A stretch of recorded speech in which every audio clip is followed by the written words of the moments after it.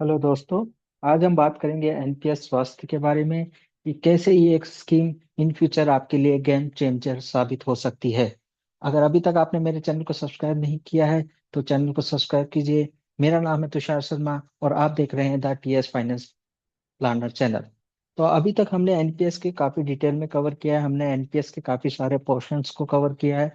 आज हम बात करेंगे एनपीएस के नए प्रूफ ऑफ कॉन्सेप्ट या एक नई स्कीम के बारे में, जो कि अभी ट्रायल पीरियड बेसिस पर उन्होंने लॉन्च किया, लेकिन इन फ्यूचर इसको और इम्प्रूवमेंट के साथ लॉन्च किया जा सकता है। उसका नाम है एनपीएस स्वास्थ्य और ये आपके मेडिकल एक्सपेंस से रिलेट को कम करने में काफी मदद कर सकती है।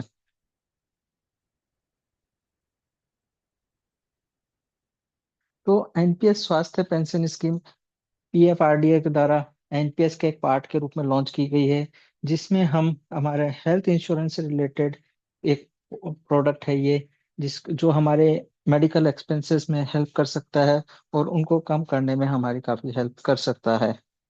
तो आज की डेट की अगर हम बात करें तो पेंशनर्स होते हैं, उनको एक मेडिकल एक्सपेंस होते हैं, वो काफ़ी ज़्यादा होते हैं, क्योंकि जैसे जैसे हमारी एज बढ़ती जाती है हमारे मेडिकल एक्सपेंसेस बढ़ जाते हैं, हमें काफ़ी सारी मेडिसिन की रिक्वायर्ड होती है। तो उन पॉइंट ऑफ व्यू को ध्यान में रखते हुए पीएफआरडीए ने एनपीएस स्वास्थ्य लॉन्च किया है। इसका मेन टारगेट यही है कि जो आपके मेडिकल एक्सपेंस रिलेटेड है, चाहे वो ओपीडी से रिलेटेड हो या एनपीडी से रिलेटेड, उन पे ये एक कम कर सके। तो इस स्कीम में बेसिकली एनपीएस ने क्या किया है, पीएफआरडी ने क्या किया है कि आपके जो स्कीम प्रोवाइडर या फंड मैनेजर्स जो हैं, उनको एक ऑप्शन दिया गया है कि जो मल्टी स्कीम फैक्टर जो पिछली बार हमने डिस्कस किया था, जिसमें आप 100% इक्विटी में इन्वेस्ट कर सकते हैं, उसी में एक और स्कीम जिसमें वो हेल्थ रिलेटेड एक्सपेंस को कम करने के लिए एक health insurance kind of product launch किया है। इसकी हेल्प से ये कवर करता है हॉस्पिटलाइजेशन को, क्रिटिकल इलनेस को, और पेशेंट एक्सपेंस इफेक्टिव को कवर करता है, और जो एक अनएक्सपेक्टेड मेडिकल कॉस्ट होती है उनको कम करने में आपकी मदद कर सकता है। इसमें एक गवर्नमेंट की सब्सिडी होती है जो इस एक्सपेंस को कम करने में हेल्प करती है। प्लस जो सर्विस प्रोवाइडर होते हैं या जो फंड मैनेजर होते हैं, वो आप जिन फंड्स के साथ टाई अप होता है वहां पे भी आपको डिस्काउंट मिलता है। जैसे फॉर एग्जांपल आईसीआई में इसका एक हेल्थ प्रोडक्ट लॉन्च किया है, और उस वो उन्होंने अपोलो के साथ टाई अप करके किया है, तो आपको अपोलो की जो फार्मेसी होती है, मेडिकल चेकअप्स होते हैं, वहां पे 20% का डिस्काउंट मिलता है। तो अगर हम इसके एलिजिबिलिटी क्राइटेरिया की बात करें तो जितने भी एनपीएस के सब्सक्राइबर हैं वो इसमें मूव ऑन कर सकते हैं और वो इसका बेनिफिट उठा सकते हैं। इसमें ऐसी सर्टेन कोई एज लिमिट नहीं है, और इसके लिए कोई एज रेस्ट्रिक्शन नहीं है। अगर आपकी एज 40 ईयर्स से ज़्यादा है तो आप अपने जो करंट इन्वेस्टमेंट है उसका भी एक पोर्शन एनपीएस स्वास्थ्य में माइग्रेट कर सकते हैं। लेकिन अगर आप गवर्नमेंट एम्प्लॉई या किसी गवर्नमेंट एजेंसी में काम करते हैं तो आप इस एनपीएस का ये इस बेनिफिट का फायदा नहीं उठा सकते। इसमें आपको की बेनिफिट्स की अगर बात करें तो कैशलेस ट्रीटमेंट मिलता है, आपकी एक फाइनेंशियल प्रोटेक्शन होती है, जो हाई मेडिकल कॉस्ट होते हैं, बिल्स होते हैं, उनसे आपको काफी सिक्योरिटी मिलती है, और ये जो हेल्थ कवरेज होती है वो होती है। प्लस क्योंकि ये पीएफआरडीए द्वारा मॉनिटरिंग की जाती है, तो जैसे हम देखते हैं कि क्लेम रिलेटेड इशू हो गया, वो अदर इश्यूज जो हो जाते हैं उनके चांसेस काफी कम रहते हैं, क्योंकि गवर्नमेंट मॉनिटरिंग रहती है। इसलिए गवर्नमेंट ने अभी इसका जो पायलट प्रोजेक्ट के लिए लॉन्च किया है, जिसमें काफी सारी रेस्ट्रिक्शंस भी है, ताकि एक जनरल फीडबैक ले सके और उन फीडबैक के बेसिस पे इस स्कीम में और इम्प्रूवमेंट किया जा सके। तो सबसे पहले आपको क्या करना पड़ेगा, आप एनपीएस पोर्टल के थ्रू ही या एक ऑथराइज सेंटर के थ्रू अपनी रजिस्ट्रेशन कर सकते हैं। उसके बाद आपको अपने जो रिक्वायर्ड डॉक्यूमेंट होंगे वो रिक्वायर्ड डॉक्यूमेंट सबमिट करेंगे, और फिर आप अपना प्रीमियम पेमेंट शेड्यूल कर सकते हैं जैसे एनपीएस में आप लोग करते हैं। तो प्रोसेस जो है वो सेम है, और इन फ्यूचर इसमें और इम्प्रूवमेंट होने की उम्मीद है।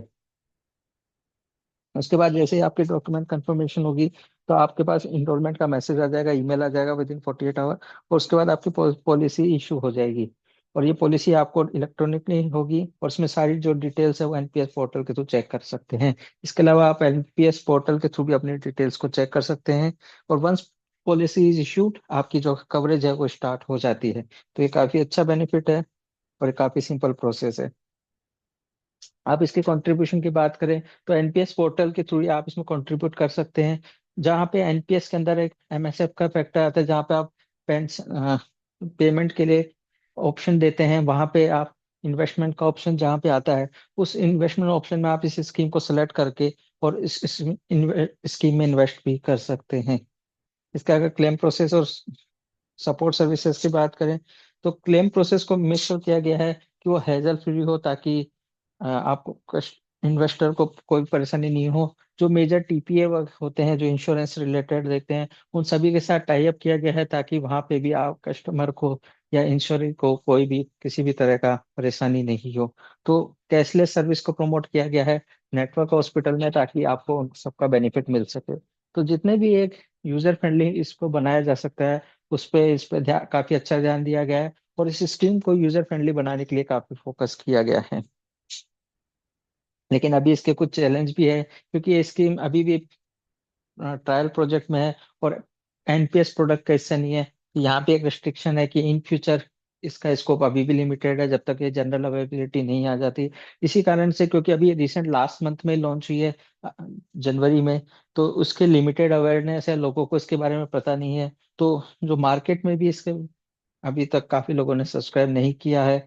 इनरोलमेंट करने के लिए कई बार जब हम ऑनलाइन रजिस्ट्रेशन जाते हैं, तो उसमें भी कुछ अगर डॉक्यूमेंट्स वगैरह कंप्लीट नहीं है, तो उन चीज़ों की वजह से भी आ सकता है। तो इन सबको प्रपोज करने के लिए गवर्नमेंट फीडबैक कलेक्ट करिए, उन पॉइंट्स पे इम्प्रूवमेंट करिए, नए हॉस्पिटल के साथ टाइप करिए, और जो दूसरी चीजें हैं उनको करिए। और